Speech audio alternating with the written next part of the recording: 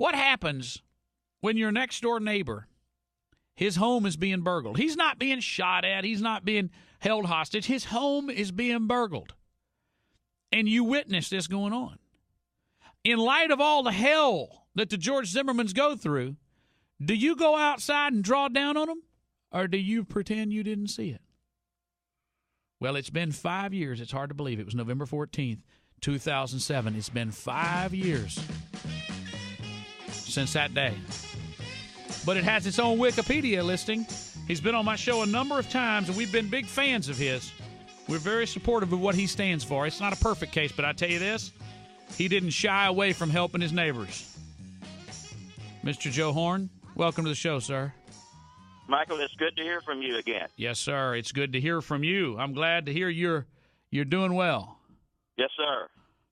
It's been 5 years. It's hard to believe, Joe Horn. 5 years since that fateful day. Did you listen to that 9/11 call? Actually, I didn't really want to listen to it too much. My attorney made me listen to it once, but I didn't like it too much. So when I called you this morning and said, Joe, this case of the AutoZone, will you come on the show? And I know you don't do media anymore, and you kind of want to go back to being a grandpa and being your own. It's 5 years later, with the benefit of 5 years, and you were put on trial in a courtroom, and you were put on trial in the court of public opinion. And I think you handled yourself quite well. But a lot of people can say in a few seconds what they would have done, what should have been done. But looking back, any regrets? Not really. I really tried to do the right thing. I did call the police, and I really tried to do the right thing. And a lot of people don't understand it, but the fact is that I had no intention of shooting those men at all.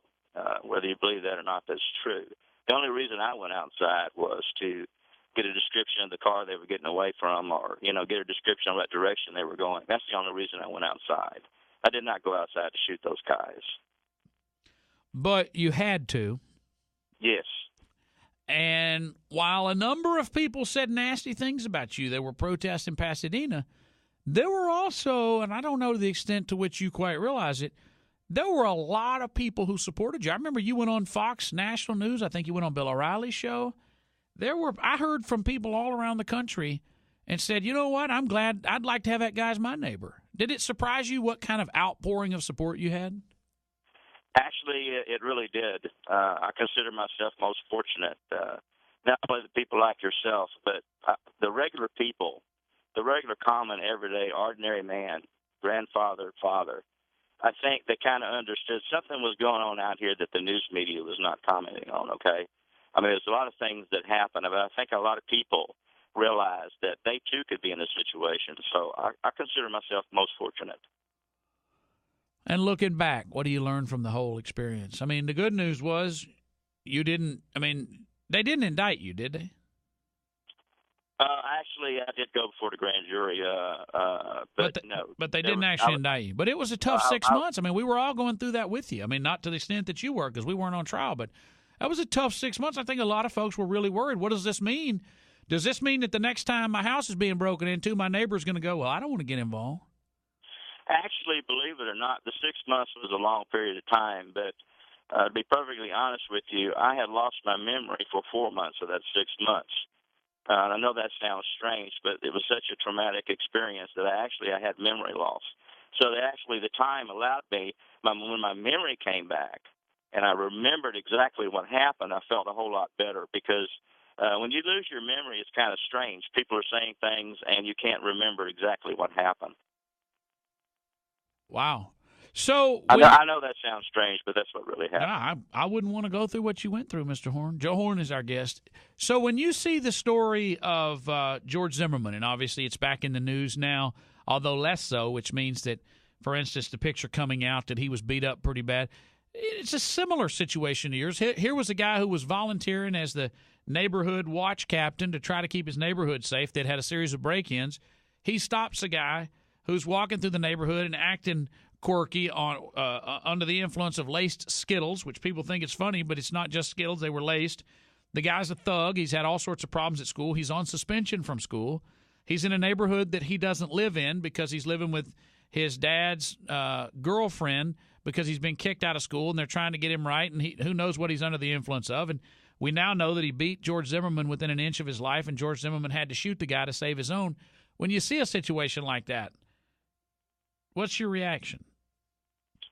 Well, my reaction is that most people, normal, everyday people, we're not trained in a situation where you're confronted with a potential loss of your life. And the first thing that happens to you is you get scared. And let me tell you, I thought I've been scared in my life, but having confronted to be real scared, the thought goes through your mind, you will try to do anything to try to save your life. It's a reflex action. It's not anything that you can think about beforehand and think, well, in this situation I'm going to do this, or in this situation I'm going to do that. Things happen to you in a microsecond, but the most important thing to realize, when you're really scared for your life, you will try to do anything to save it. That's what we're talking about here. And you have no idea what that's like. You have no idea. So Joe Horn is our guest. For those of you not in Houston, he is a homeowner in Houston who confronted two guys that were breaking into his neighbor's home, two illegal aliens, and felt threatened and ended up shooting them. It became a national story, and he was brought under a lot of protest because they were black. If they'd been white, nobody would have cared. But because they were black illegal aliens, then it became some sort of a big issue. And Black Panther activist here said, "This was a wild and out of control, Western-thinking, gun-toting man." Does it bother you that 5 years later, when your name comes up, people will remember you for that incident? Sometimes it does, but I think most of the regular people understand that occasionally a regular person will get in a situation of which they've never been in before, and something can happen. Sometimes bad things happen to good people. That's just the way that it is. What would you tell your grandchild if they asked you, Papa, if I'm ever confronted with a situation like you were in, what should I do in the future? If there's a little girl, I would say at least scream, but you must do something, okay? Because being passive to a criminal, the real criminal, is exactly what he wants, because he's going to do whatever the hell he wants.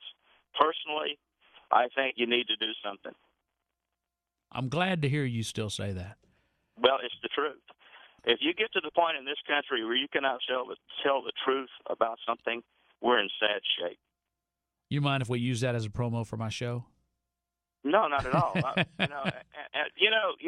To be honest with you, I've only told my story a few times. But the only place that I told my story was in a CHL class, because those people have committed to the fact that they think they need to own a firearm. And all I wanted to do is explain to these people how dangerous criminals really are. Yeah, when you pull that trigger, you better be ready to live with the consequences. And, the truth is, Mr. Horn, your story is a great example that while you went through hell and back, the process worked. It doesn't always work. O.J. was walking the earth, but it doesn't always work, but it did in that case. Joe Horn, it was determined, didn't do anything wrong. And despite the hell he had to pay, that's what the process showed. And this George Zimmerman case is going to end up with the same one. Thank you, Joe Horn. Wow.